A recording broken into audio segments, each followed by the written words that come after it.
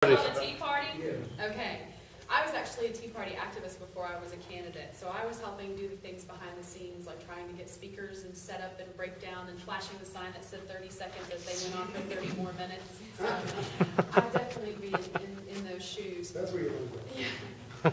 I love the Tea Party because there is no hierarchy dictating what you need to believe. So the Ellis County Tea Party can have a very different focus from the Dallas County, the Houston County, everyone can have their own focus on what's important to them, and no one's cracking the whip telling everybody to get in line. Don't forget the barrel. Well, yes. Just throwing out everybody. So I really like that. My biggest concern for the Tea Party is that we, instead of setting everyone on fire for a passion for the Constitution, we will flame out because we will wear ourselves out, treating every single election like an emergency situation. I've said this in one of my emails before. The flame of anger consumes. The flame of liberty illuminates. And I think we need to be focused on, we are focused on freedom. We are fired up because of these issues, but being angry only makes you quick to respond in a short temper without thinking. When someone addresses you with an accusation or what they want to do in Congress, it's easy to say something you might regret or not that you thought through all the way. We have to move from anger to just freedom focused. I agree that we shouldn't be a political party because then you can't remain independent and focus on what issues are more important to your county. I mean, some Tea Parties are all focused on local government only, some are only federal, some are only state. I think that's wonderful. But I am very concerned about every situation is an emergency, and so there's not a long-term strategic plan. Because I'll tell you right now, I've been exposed to both the parties, and I've really been exposed to some hierarchy and structure. They've got long-term plans. And they need you to be in crisis mode so that you'll work hard for them for each election, but the guys at the top aren't freaking out. They have a long-term plan. They know what they're going to do. And so each individual Tea Party, I believe, needs to focus on what is our long-term strategy. Yes, the 2012 election is so important, but who's going to start focusing on 14? Because right now, with the 2012 election, across our state, we have our most wonderfully gifted, amazing conservative people stepping up for federal races. Who will take their positions in the state? Who's starting to look around for the state reps that now they're running for Congress? If they go, who will take their place in 14 and beyond? So I think we need to be thinking about that as looking at even just 2 elections past. Because I promise you, the other parties are looking 10 elections past on every level. So I'm not running as a savior because I have one. And I think we need to lose the savior mentality when it comes to our candidates. We are human beings, all 3 of us. We have sinned and fallen short in the eyes of God. And we are fully confessional about it. And both parties, because the Republican establishment doesn't like the 3 of us, I'll tell you that much now. And the Democrats aren't too excited about us either. They're going to look for everything they can to cause you to be fearful about activist candidates, citizen candidates. They're going to do everything they can to drudge up or make up things about us that you'll instantly respond to out of fear and anxiety and go, well, I can't support her. I can't support him.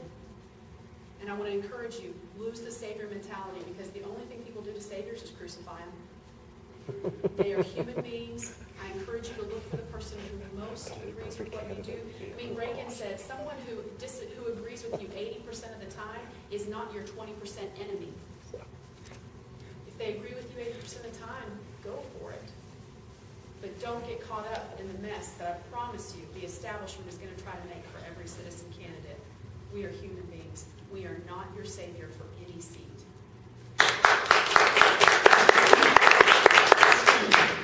The thing that I like most about the Tea Party is that the Tea Party are independent. Most people in the Tea Party are independent thinkers. And most of us, and I say this as a compliment, most people in the Tea Party are like myself. You're a common man, a common woman. You're an ordinary citizen. And I am concerned that there is some establishment people that have kind of begun to creep into the Tea Party in an effort to kind of hijack it. But the main thing I like about the Tea Party is that you people are independent-minded enough, and most Tea Party folks, as I said, are common folks like me, that you would consider me. All right, because, my daddy had a wrecking yard. One of my grandmothers was a sharecropper. the elitists think, oh, well, we can't have that kind of fellow as a senator because he's not been groomed, or whatever. And so I appreciate the fact that nobody, with rare exception, nobody is going to tell you what to do. You're going to make up your own mind. And when you see a common person that can articulate the positions that are near and dear to your heart, like myself or these two, you're much more likely as a Tea Party member to listen to us and to give us consideration. Whereas some of the Republican women's clubs, just to use this as an example, you've got some people in certain clubs, not all of them, and not even a majority perhaps, but you've got certain Republican women's clubs where you've got some hoity-toity, as I say, people that they surely like it when a career politician comes up to them and says, "Good to see you again, Lori." "Oh, you said my name." That kind of business. That's what has gotten this country in so much trouble, because they're just looking for something like that, and they don't consider the liberal voting record or all of the things that this person has participated in, either directly or indirectly. And so I am concerned, and I encourage every Tea Party member to, if there is somebody that comes along and they're well-spoken and they join your club and they begin to kind of take over, I'm not saying that that's bad necessarily, but you need to check out their background. Who are they working for? Follow the money, as Lela might say, okay? But and all of us would say that to some extent, because there are people attempting to hijack the Tea Party movement. Ted Cruz, as Andrew said a while ago, claims that 46% of Tea Party leaders have endorsed him. Well, if that is the case, I would bet, and I'm not a betting man, but I would bet my next check that I write to myself as a businessman, that the people that those 46% of so-called leaders represent are not, following behind those people, because they might say, well, Mr. President or Ms. President, you have the authority and the power to support whoever you want to and endorse whoever you want to, but don't assume that I'm following right behind you. I may or may not, based on my own decisions. And so that's what I like about Tea Party groups, because quite frankly, it's no secret. The only way that I'm going to do well is with independent-minded thinkers like Tea Party people.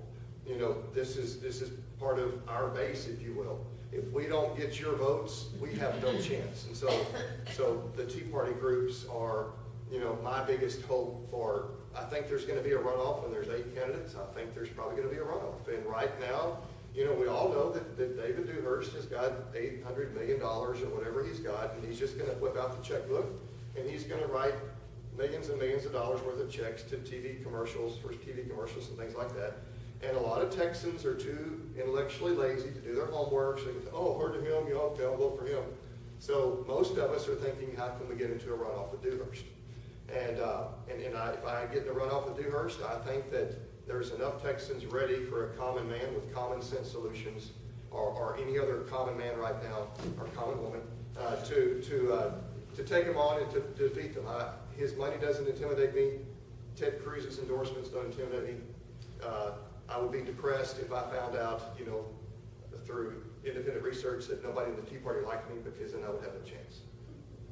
So, and I want to add one little caveat. And I know that some people that Bill is friends with don't really like this response, but again, as a common man, let's talk about the 17th Amendment, okay? Some people favor repealing, many Tea Party people favor repealing the 17th Amendment, which deals with the direct election of senators. Because before 1917 or 13 or 14, in the teens, about almost 100 years ago is when the Constitution was amended, so that senators are now elected by the people. Before that, they were appointed by the state legislatures. And if that were the case today, do you think they would consider this son of a wrecking yard owner? No. Even though I might be just as smart, I'm not saying I am, but perhaps I am just as smart as some, country club Republican. Nothing against country clubs. I'm just saying, you know what I'm saying there, okay? But because I'm not part of the elite establishment, a common man like me would have no chance, especially in a legislature that has a speaker whose last name is Strauss, who favors liberals. You think I'd have a chance? No way. So that's why I don't favor repealing the 17th Amendment. If we had a whole different legislature, consistently, not just a flukish thing, that's a whole different issue. But right now, a common man would never have a chance of representing the people of Texas in the Senate. So.